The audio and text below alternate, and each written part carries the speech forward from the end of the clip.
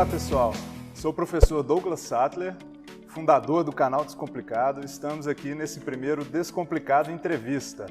Estamos aqui hoje com o professor José Eustáquio Diniz Alves, que é sociólogo, doutor em demografia e trabalha atualmente na ENSE, no IBGE. Né?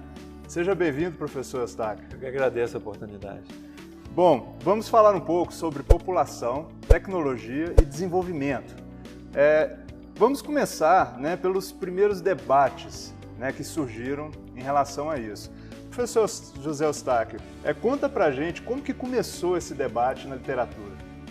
Então, as pessoas que hoje em dia vê esse mundo urbano, tecnológico, com uma série de direitos humanos, educação, saúde, etc., pensa que isso sempre existiu.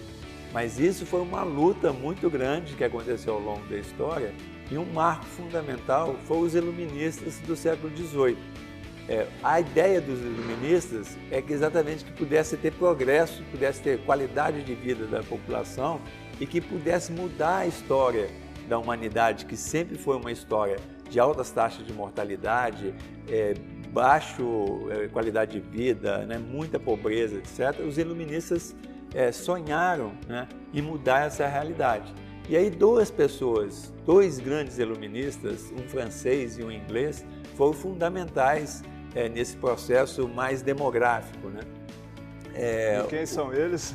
O Marquês de Condorcet, que ele tinha esse título nobre, mas era um matemático muito reconhecido da Academia Francesa, também era atuário, foi a pessoa que bolou o primeiro sistema previdenciário de repartição simples, e além de ser iluminista, ele participou ativamente da Revolução Francesa e defendia, e foi importante, fez a primeira projeto de Constituição, logo depois da queda da Bastilha, e foi um grande revolucionário, um grande filósofo, um grande matemático, e que, vamos dizer assim, os primeiros autores a colocar esse debate de população e desenvolvimento da era moderna.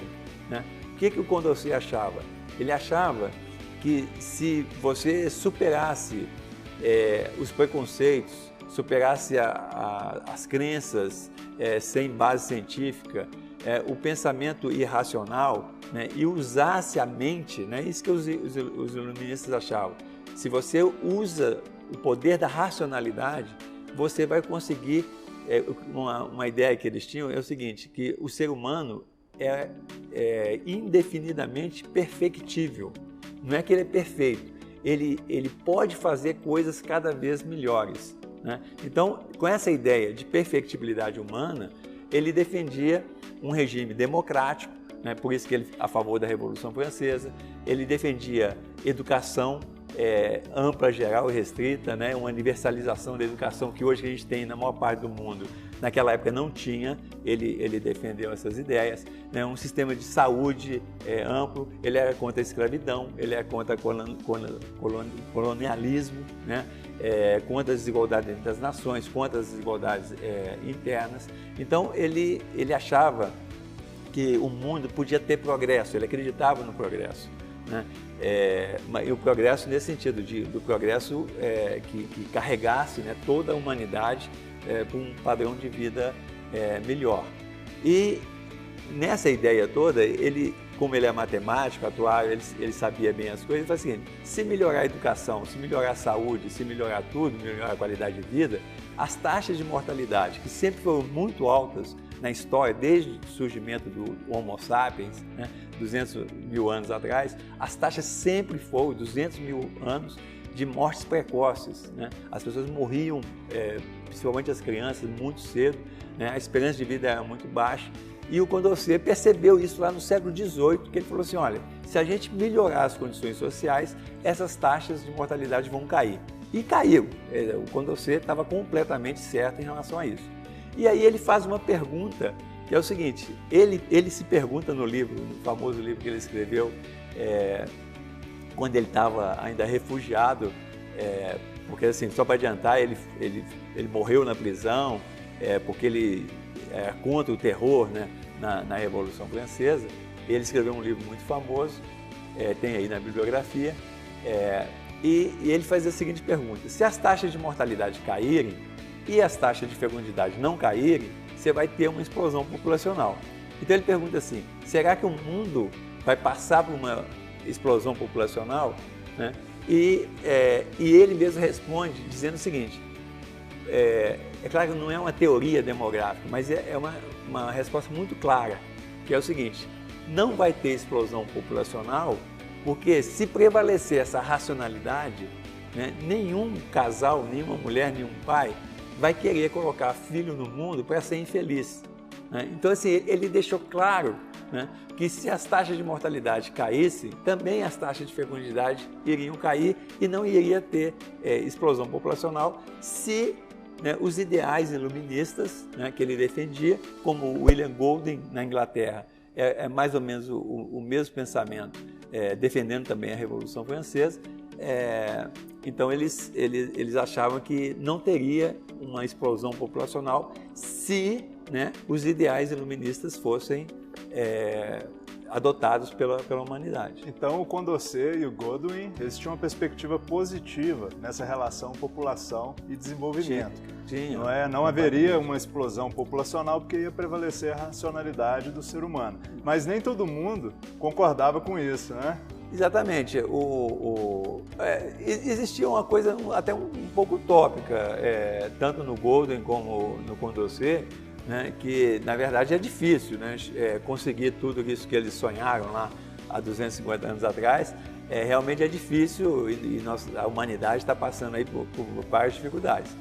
Mas um pensador, né, específico, que é o Thomas Malthus, né, que era inglês também, ele fazia parte de uma corrente na Inglaterra que era contra a Revolução Francesa. Né? A monarquia da Inglaterra, como de outros países da Europa, ficaram assustadas, né, com os avanços da Revolução Francesa e que o rei, e a rainha foram decapitados.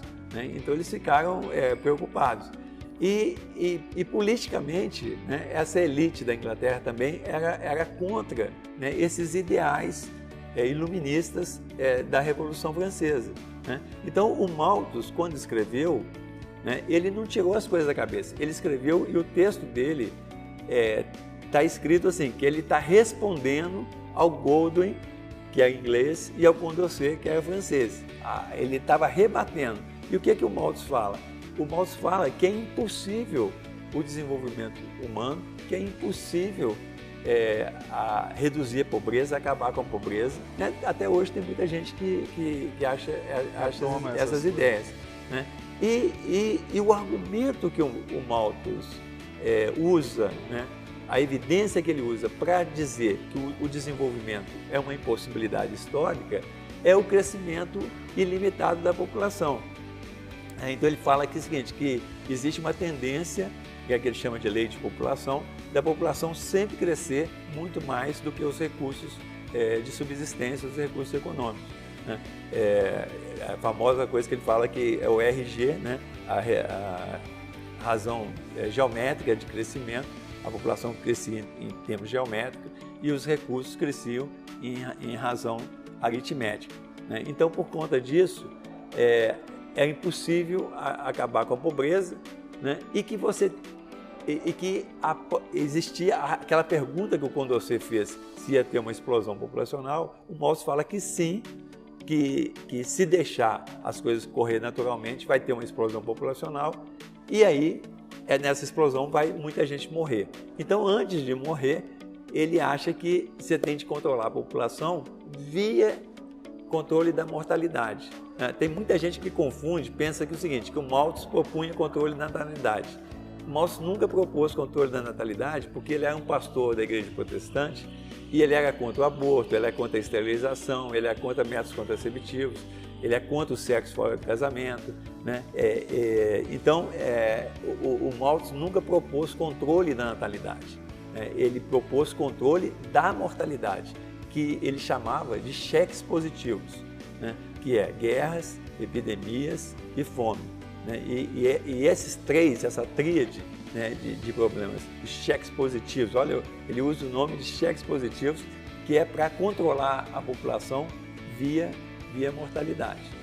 E ele falava muito sobre o salário de subsistência. Isso, então assim, por que ele fala de salário de subsistência? Porque ele vai falar o seguinte, você tem de dar um salário muito baixo para as pessoas só sobreviverem, um casal com 2 filhos. E por que isso? Porque ele defendia os latifundiários, né, que a renda da terra dependia de um salário baixo.